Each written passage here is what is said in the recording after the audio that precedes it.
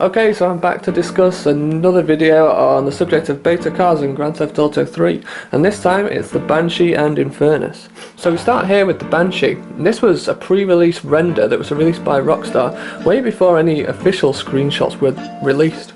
As you can see, it just looks like a Dodge Viper at this point, with a very rubbish looking character inside.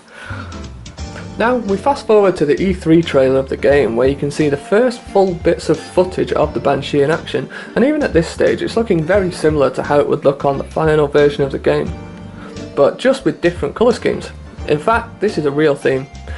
There were loads and loads of colour schemes for the Banshee that simply didn't make it to the final build, like this one, which is red and orange, and then you've also got another screenshot of a two-tone green scheme, which was cut also. Now there is some more footage of the Banshee released by Rockstar prior to the release of the full game. Here it is doing a unique jump in Shoreside Vale. Now what's unique about this Banshee is that it's actually two-tone red. So you've got the light red body and the dark red bumper. And here's a proper shot of it too, so you can have a look at it for a minute. There's also another pre-release screenshot in a lighter blue colour scheme, looking near final at this point. A black Banshee here on Staunton Island, and also a lighter red colour scheme shown here in the Brady Games strategy guide. There's also another view of the black Banshee where you can see it actually has a white stripe now, and there's also a two-tone blue colour scheme similar to the red one we saw before, which you can actually see in another screenshot too, which is also from the strategy guide. There's also a grey Banshee that Miguel drives in the opening cutscene to the game. Unfortunately, it doesn't appear anywhere else in the game, not even in any other cutscenes.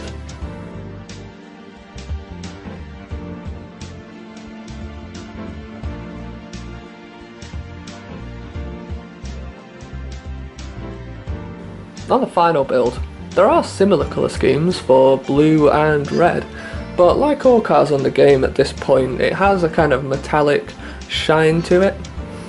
It was an attempt by Rockstar to just make the cars look a bit more grittier, to fit in with the city environment of Liberty City, which of course was inspired by New York.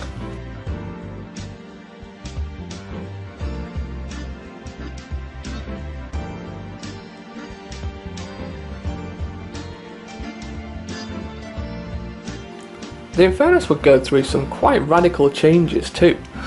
Here's another pre-release render released by Rockstar, so not an official screenshot from the game, but an indication of how the car would have looked at one point, and basically it's just a Lamborghini Countach at this stage.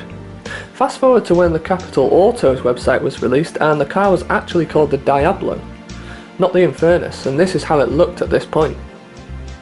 Again, the Infernus can be seen, like the Banshee, in the E3 trailer of the game, which was released in June 2001. As you can see here, it has a lot of beta colour schemes, and you also might be able to spot an aerial just above the front wheel of the car there, indicating that this is potentially something that all cars could have had at one point in the game. There's also a shot of a white coloured Infernus too on Staunton Island, which is again from the E3 trailer for the game.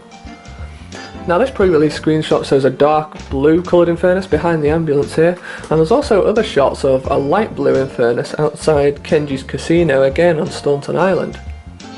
There's also a lighter red colour scheme here seen on the Callahan Bridge, and a kind of dark green colour scheme here also.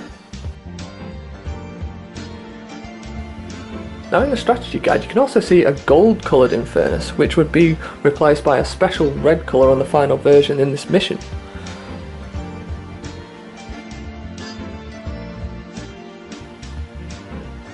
And you can also see a brown coloured Infernus here in quite a poor quality screenshot from it, and also another view I think of the dark green version we just saw before.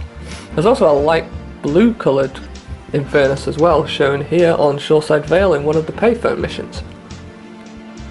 Lastly, there's one more thing to discuss, and that is in the mission Gang Car Roundup you'll actually hear the words Dyablo Infernus mentioned, rather than Dyablo Stallion, indicating that the Diablos may well have driven around in Infernuses rather than Stallions at one point in the game's development. I want you to steal me some gang cars so we can do some naughty thing on our enemy turf.